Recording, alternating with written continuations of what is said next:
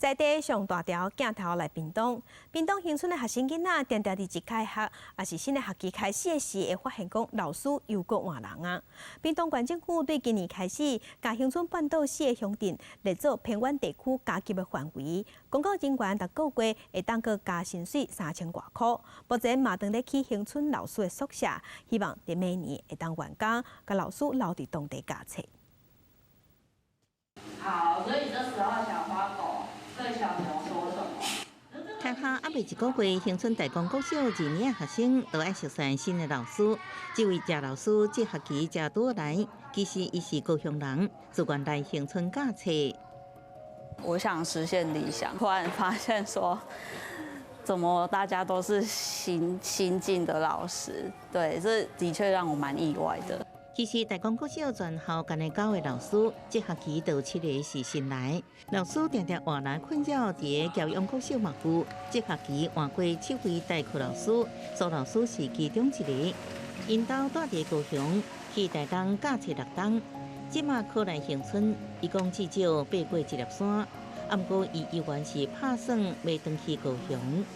适应的话，可以至少再待个久一点这样子。对，但是如果真的家里有需要我帮忙的话，还是想要在离家近比较近的地方比较好。我来教育服务已经即马第3档，来第1档，正式的老师走10几个，今年有小可缓和，今年7个。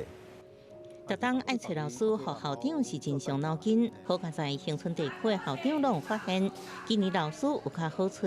因乡村市的乡镇对今年开始，公教人员每个月加一条3090块的加级。另外，县政府打算开1亿8千万，起一间乡村地区的老师宿舍，应提供138间的房间，让老师来住。7000几块、5000几块，伫这个住宿方面，个食呢，食咱家风景区嘛拢较贵所以在生活开销上面就会比较多的支出。今年要来甄选的老师有较济，对对于讲老师的调动移动其实因素很多啦，家级甲宿舍是稳定因的一个力量。因为乡村是有名的观光区，3栋搁加上税厝这开销，未比市内较俗。加急搁提供宿舍，初步看有一寡效果。咱培养家己的人才，总共伊的厝啊伫遮，是毋是都会较好？目前真侪老师拢期待宿舍赶紧完工，会解决税厝的问题。嘛有在地老师真贵，安尼做法对想要来乡村教册人有吸引力。